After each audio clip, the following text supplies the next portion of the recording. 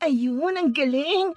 Panalo tayo, Marie. Oo nga po, ate. Ang saya-saya talaga dito sa perya. Kaya mabuti talaga nandito tayo gabi-gabi. Tama po yan. Ano, tumaya pa tayo ulit? Palaguin pa natin, ate. Masaya ang magkapatid na sumubok sa larong color game. Hindi nagtagal, nanalo na naman sila ng mas malaking halaga. Pagkatapos magsugal, napagpasyahan na nilang maglakad pa uwi. Ngunit natigilan ng makasalubong ang sugarol na si Mang Dolpo na siyang nang impluwensya sa kanila noon. Oh, ano? Mukhang paldo na naman kayo ah. Hay, sinabi niyo pa ho. Eto, sinuwerte na naman sa perya. Mabuti naman kung ganon. Kung gusto mo pa ng mas malaking panalo, subukan mo dun sa sabungan o dun sa pasugalan ko. Ay, sige ho. Susubukan namin sa susunod na araw. Yan ang gusto ko. O siya, mauna na ako at ako'y maglalaro din. Bumili muna sila ng ulam bago dumiretso pa uwi sa kanilang bahay. Ngunit hindi inaasahan na magkapatid na sigaw ng kanilang nanay Lynn ang bubungad sa kanila. Galit na galit ito dahil mahigit 11:30 na ng gabi, ngunit ngayon lang sila nakauwi. Ano ba yan? Uwi ba na matinong babae yan? Diyos ko, anong oras na? Ngayon lang kayo nakauwi? Napapadalas yata ang pagsusugal yung dalawa sa perya. Pasensya na po, Nay. Huwag po kayo mag-alala kasi meron kaming pasalubong sa inyo. Hindi ko kailangan yan. Hindi ba kayo nahihiya? Pati sa palengke kayong usap-usapan dahil kilala na kayong mga sugarol. Iisipin pa po ba natin yun, Nay? Di po ba dapat mas importante na yung pagsusugal namin ng dahilan para magkapera kami? Kahit na, hindi nyo sinusunod ang paalala ko sa inyo na walang mabuting patutunguhan ng pagsusugal na yan. Saan po ba talaga kayo nagagalit? Sa tsismis ng mga kapitbahay? O dahil hindi namin kayo nabibigyan ng mga pinapadalang pera ni tatay? Hindi na nakapagpigil pa si Nanay Lynn sa galit at sinampal na ang panganay na anak na si Lena. Dahil doon, padabog itong dumiretso sa kwarto na sinundan naman ni Marie para pakalmahin. Ate, ba't mo naman sinabihan ng ganun si nanay? Paanong hindi? Masyado naman na siya sa atin.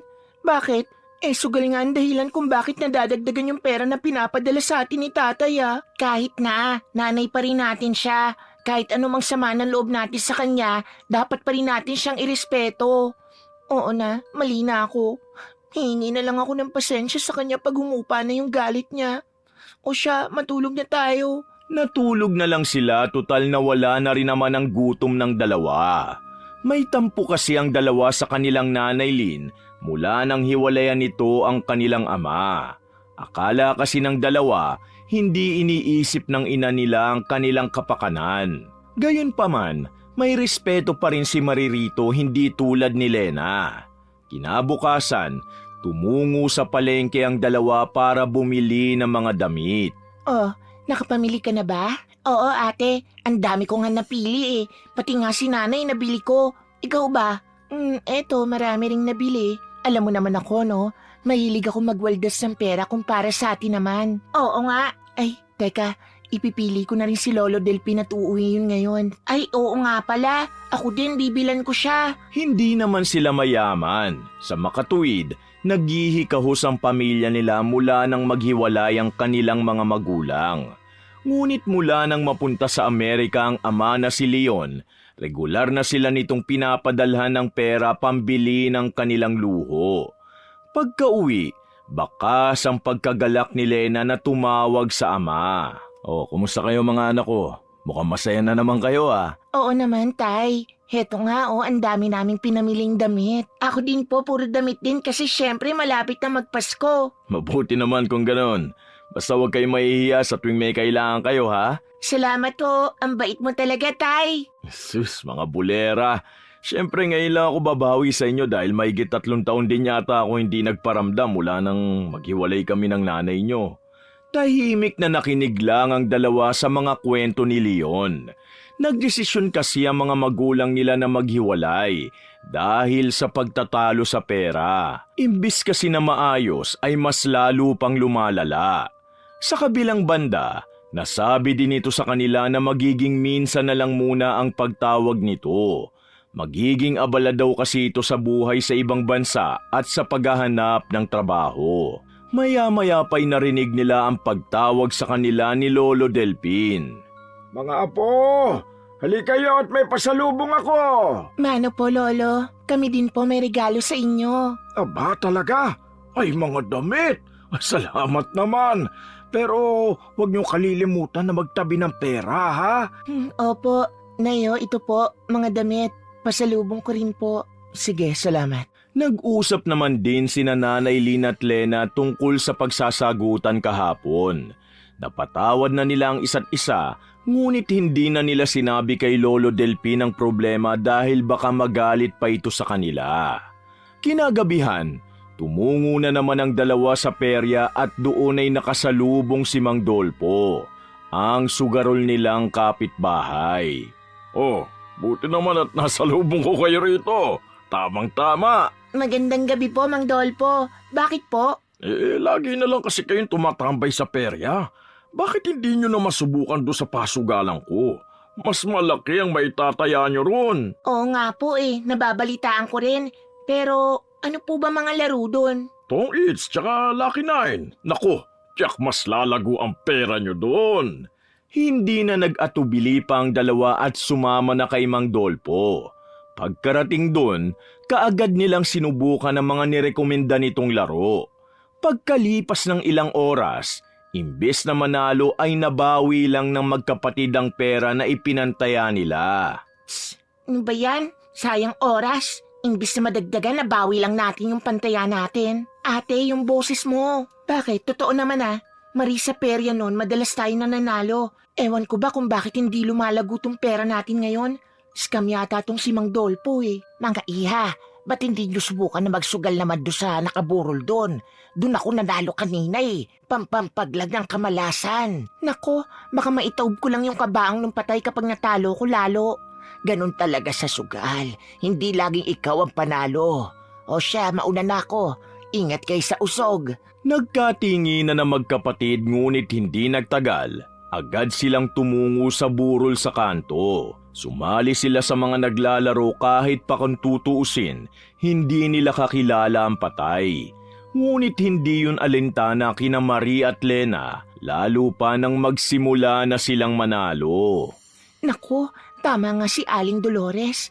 Papaldo nga tayo. Nanalo pa tayo ng 500 kahit papano. Di ba ate albularyo yun? Ay, bahala na nga.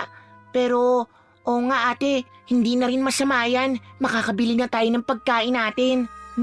Ano ka mo? Pagkain? Hindi no? Puhunan natin to sa paglalaro ng sabong. Ha? Kung isusugal mo pa yan, baka matalo pa.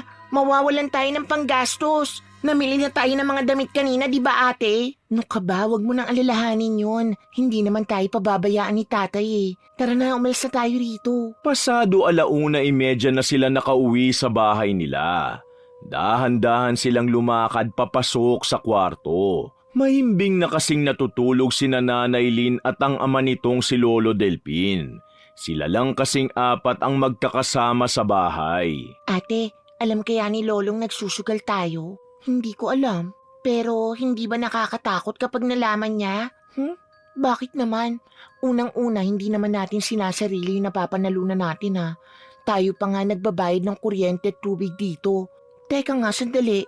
Huwag mo sabihin sa akin natatakot ka. Siyempre naman natatakot ako kasi sobrang maluho tayo. Lagi na lang kasing napupunta sa pagsusugal natin yung pinapadala ni tatay. O kaya naman sa pagsha-shopping natin. Si tatay naman na may sabi na ipambili natin ang luho natin yung pera, di ba? Napatango na lang si Marie sa sinabi ng kapatid. Hindi na siya nakipagtalo pa dahil muli siyang nakumbinsi nito na maaari silang yumaman sa pagsusugal. Kinabukasan, maaga silang tumungo sa sabungan. Nakita nila doon si Mang Dolpo. Mang Dolpo, ano ba yan? Sabi mo papaldo kami doon. Diyos ko, natalo patuloy kami. Kaya nga po, muntik na maubos yung pera namin. Pasensya na kayo kung ganun. Ganun naman talaga Hindi laging panalo. Bahagyang nainis si Lena at tumalikod na lang bago pa mag-init ang ulo kay Mang Dolpo. Ito kasi ang unang beses niyang madismaya sa lalaki. Ikaw naman ate, bakit mo naman tinalikuran si Mang Dolpo? Nakakaya naman dun sa tao. Bakit ba? Siya nga ang dapat mahiya sa atin Biruin mo kasi, sa paghihikayat niya sa atin na dun magsugal sa pasugalan niya, natalo patuloy tayo. Siyempre, wala naman siyang kasalanan dun, no? Anong wala? Ang sabihin mo, may balat siya sa puwet. Ay, tumaya na nga lang tayo at baka malasin na tayo. Naubos ang mahigit 3 oras nila sa sabong. Nakikipagsabayan ang dalawa sa ingay ng ibang mga sabungero.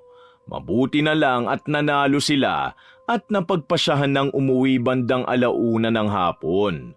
Ngunit sa kalagitnaan ng paglalakad, nakakita na naman sila ng nakaburol. Kaya agad silang tumungo roon para makipaglaro. Sana manalo ulit tayo. Oo nga ate, kaya lang, di ba nanalo na tayo dun sa sabungan? Kulang pa yun. Kung tutuusin, talo pa nga tayo eh. Babawiin ko lang yung natalo sa atin dun kina Mang Dolpo. Sa kalagitnaan ng kanilang paglalaro ng tangka, natigilan ng dalawa nang biglang may humila sa kanilang braso. Ang lolo Delpin nila na galit na galit. Dinala sila nito pauwi sa bahay. Ano ito, Maria at Lena? Lulong kayo sa sugal? Aba, ngayon ko lang ito nalaman. Sinumbong po ba kami ni nanay sa inyo? Hindi. Wala nga siyang binabanggit sa akin. At napaka-imposibleng hindi niya to alam. Para sabihin ko sa inyo, ibinibida pa kayo sa akin ng mga kaibigan ko na halos araw-araw kung di kayo nasa perya, nasa sabungan kayo. Eh wala eh, dun po kami sumasaya lolo. Anong klaseng sagot yan, Lena? Ikaw pa naman ang panganay sa inyong magkapatid. Akala ko'y tuturuan mo na magandang asal si Marie, pero anong ginawa mo? Isinasama mo pa siya sa pagsusugal na yan. Bakit po?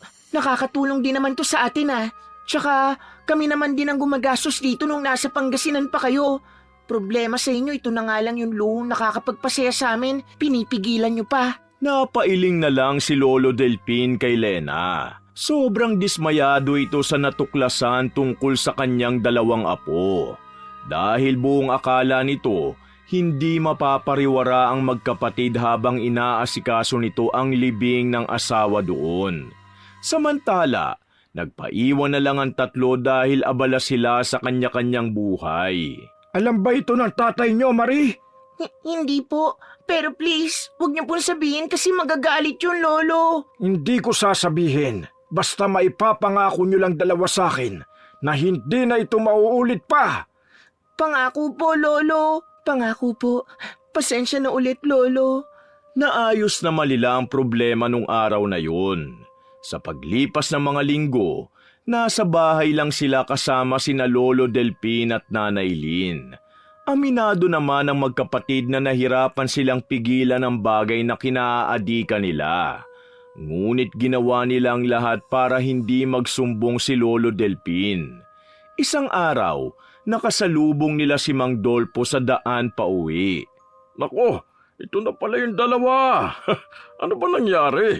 Ang daming naghahanap sa inyo sa perya sa mga pasugalan na. Wala naman ho. Nagbabagong buhay na. Ano ka mo? Nagbabagong buhay? Aba, walang ganun sa atin. Kunwari ka pa. May nakapagsabi sa akin na mula nung makita kayo ni Lolo Delpin na nagsusugal sa patay, hindi na kayo nagpakita pa ulit. Kasi naman po, pinagbabawalan na kami. Mawawala kasi yung sustento sa amin kapag sinumbong kami ni Lolo kay tatay. Yun naman pala. Sige, pero kung gusto nyo magsugal, pumunta lang kayo doon, ha? Akong bahala sa inyo. Sayang, meron pa namang nanalo ng motor sa Lucky 9. Motor ho? Oo, syempre tandayin ang pasasalamat ko sa mga parokyano ko. O siya, mauna na ako, ha? Nagkatinginan pa ang 2 bago tuluyang pumasok sa loob ng bahay. Sa paglipas ng mga araw, mas lalo lang silang nasabik sa pagsusugal. Dahil doon, gumawa sila ng plano para makasalisi. Isang araw, kinausap nila si Lolo Delpin para magpaalam. Lolo, pupunta lang po kami sa palengke para bumili ng mga gamit sa bahay. May ipapabili po ba kayo? Wala naman na po. Mag-iingat kayo, ha? Sige po, salamat. Saglit na pumunta muna ang magkapatid sa palengke para bumili ng gamit sa kusina tulad ng kawali. Luma na rin kasi ang mga gamit nila roon.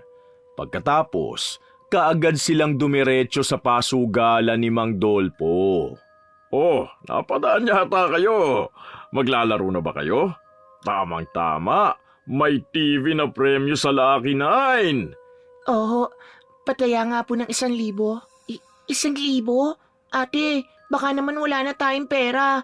Di pa nagpapadala si tatay ah. Ano ka ba, Marie? Hayaan mo lang ang ate mo. Isa pa, syempre, ganun talaga kapag sabik. Oo nga, Marie. O, etong pera.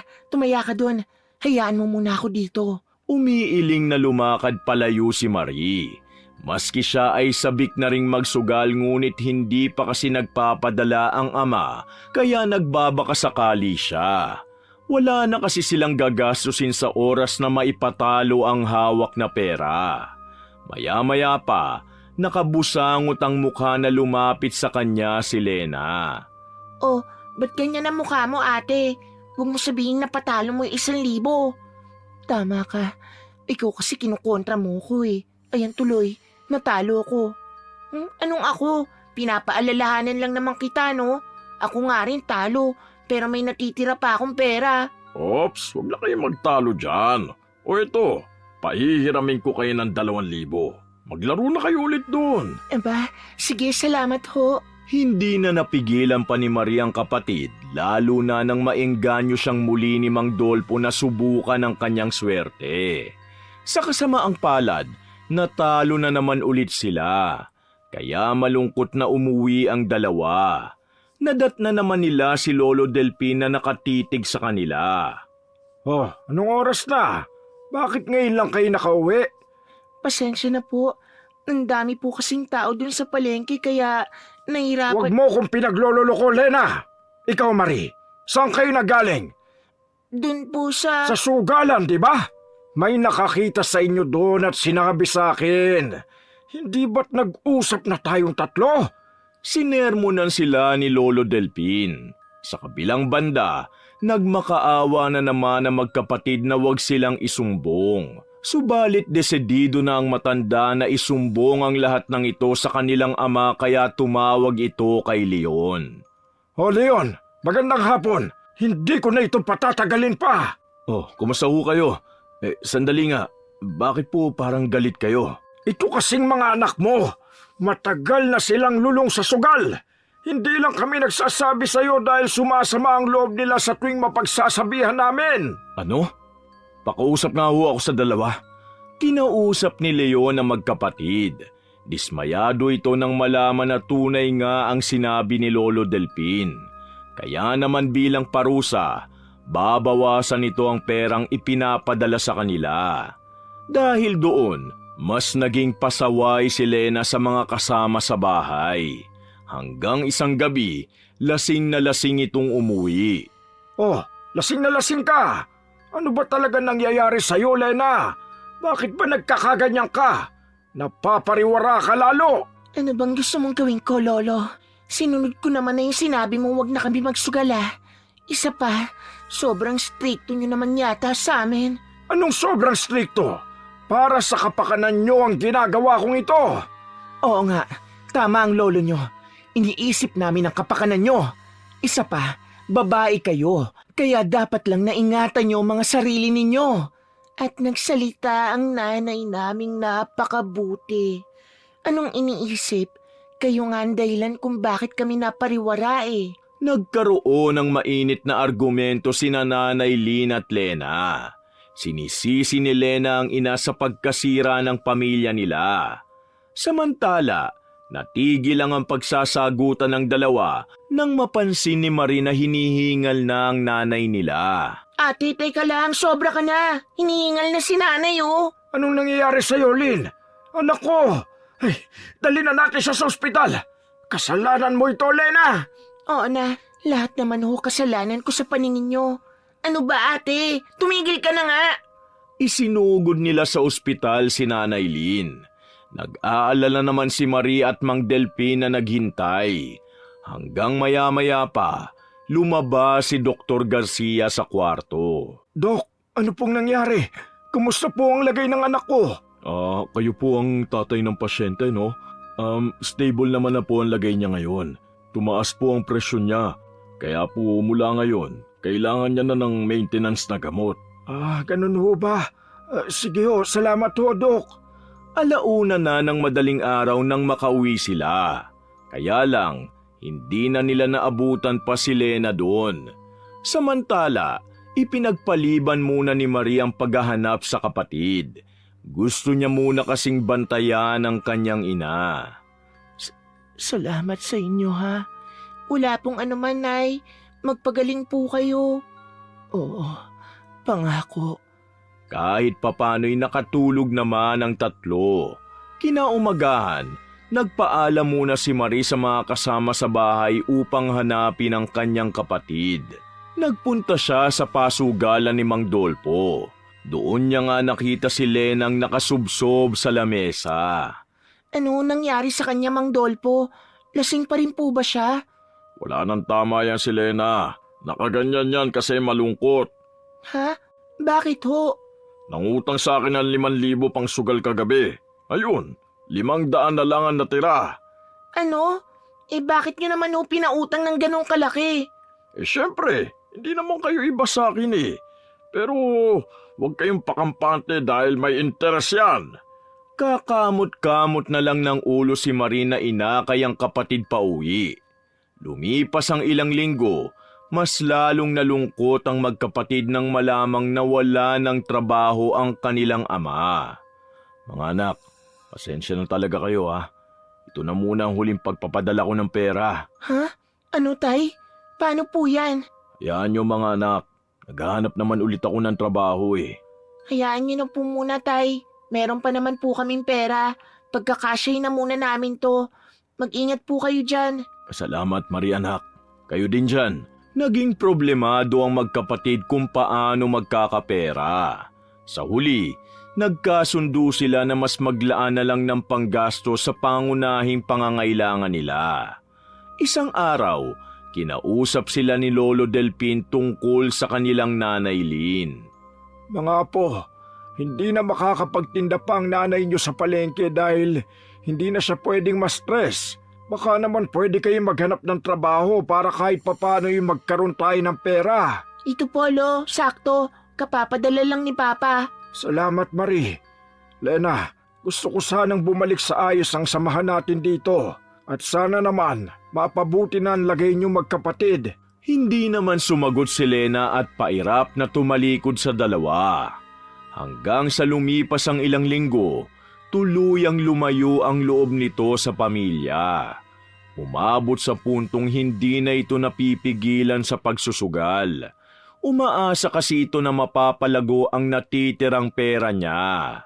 Hanggang sa isang araw, nalaman ni Marie na nagtatago na ito kay Mang Dolpo. Nasaan ang ate mo? Wala pa po siya eh. Bakit po? Naku, baon na yan sa utang sa akin kaya nagtatago na. Ano ho? Oo, abay napapansin kong problemado siya kaya sugal ng sugal kahit natatalo na. Siyempre naman, pinapautang ko dahil may pakikisama ako eh. Ay sige, pakisabi na lang na bumisita ako dito ha. Siguraduhin mo lang na hindi mo siya tinatago, kundi malalagot ka rin sa akin. Nagsimulang kumabog ang dibdib ni Marie. Umabot sa puntong sa paglipas ng ilang oras ay hindi na siya mapakali. Dahil doon, inabot na siya ng hating gabi sa kakahintay kay Lenang umuwi para kausapin ito. Ate, ano tong nababalitaan ko? Baon ka na daw sa utang? Naku naman, hindi ka na naawa sa sitwasyon natin. Ano ba? May pera naman ako dito. Saka, hindi ko lang naman nababayaran yung utang ko dyan kay Mang Dolpo kasi sobrang laki na ng pinapatong niyang interes. Magkano na ba kasi yung utang mo? 10,000 na. Mariin na lamang na napalunok si Marie sa pagkagulat. Nalaman din niya na binabalak nitong takasan ng mga utang. Ngunit wala na siyang nagawa kundi pagmasda na mag-impake ng gamit ang kapatid. Ate, bakit ka alis? Saan ka pupunta? Hindi ako lang. 2 tayo. Sasama ka sa akin. Paano si nanay at lolo? Hanggang ngayon ba naman may pakika pa sa kanila? O pues sige, para sabihin ko sa'yo, alam mo bang binalak ni nanay na ipalaglag ka noon? Ano? Mas lalong naguluhan ang isip ni Marie sa sinabi ng kapatid. Ipinaliwanag naman ni Lena na hindi siya tanggap ni Nanay Lin noon dahil tinuturing siyang malas ng ina. Paano mo naman nasabi yan, ate? Ay nako, aba malamang, mas lumala kasi ang problema nila sa pera mula nang ipinagbubuntis ka na. Pero sabi ni Lolo sa kanya, ipagpatuloy na lang niya ang pagbubuntis sa'yo. Ibig sabihin, noon pa sila may problema sa pera? Oo, dahil walang trabaho nun si tatay. Kaya ano pang hinihintay mo? Tara na, hayaan mo na sila dyan. Tutal hindi ka naman importante sa kanila. Sandali lang ate, mag-iisip muna ako. Ay nako, bahala ka na nga. Ate, mag-iingat ka. Ay nako, o siya, isesend ko na lang sa iyo yung address kung saan ako lilipat. Hindi naman kaagad pumayag si Marie na sumama kay Lena at hinayaan niya na lang itong umalis. Ngunit namuo agad ang galit sa puso niya sa nanay niya dahil sa nabalitaan tungkol dito. Napagtagpi-tagpi niya kasi na yun pala ang dahilan kung bakit palagi na lang mainit ang ulo sa kanya ni Nanay Lin. Kinabukasan, nagising siya sa sigaw ni Mang Dolpo. Lumabas siya at nagulat nang makitang may bitbit itong itak. Hoy, nasaan na si Lena? May nakapagsabi sa akin na umalis siyang kapatid mo noong madaling araw at bit-bit ang mga gamit. Ano? Tatakasan niya yung utang niya sa akin? Ano ba yan? Anong utang? Hindi mo ba alam na baon na sa utang sa akin yung panganay mong apo? Totoo ba ito, Marie? Opo. Alis na ako. Pero itong tatandaan niyo malalagot sa akin yan si Lena kapag hindi niya nabayaran ang utang niya sa akin. Nang makaalis si Mang Dolpo, niyaya siya ng Lolo Delpin sa loob ng bahay upang kausapin. Nagalit naman ito sa kanilang dalawa matapos maipaliwanag ng dalaga ang lahat.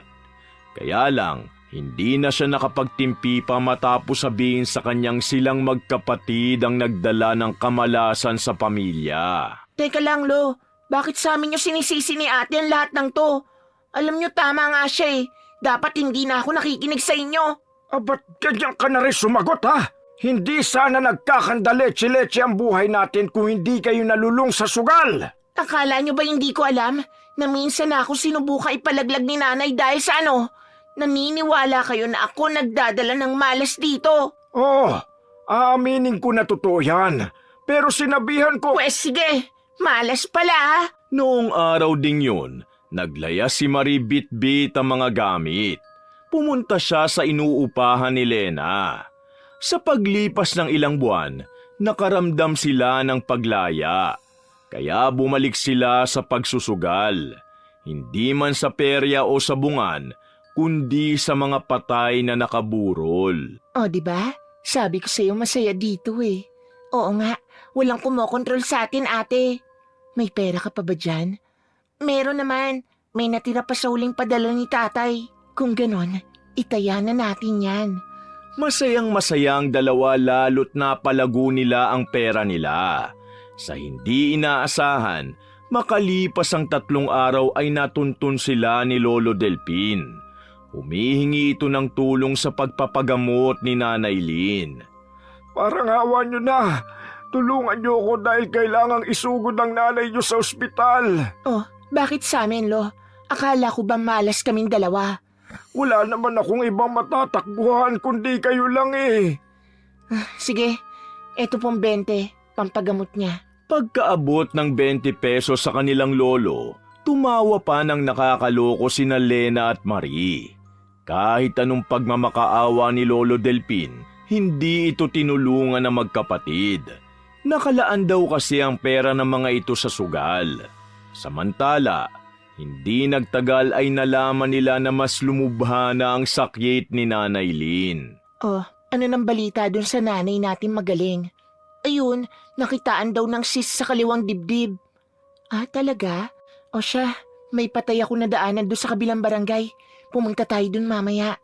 Nang sumapit ang gabi, naghahanda na silang umalis ngunit biglang humilab ang tiyan ni Lena. Napapaimpit ito sa sobrang sakit, kaya natatarantang inihiga ni Marito sa papag.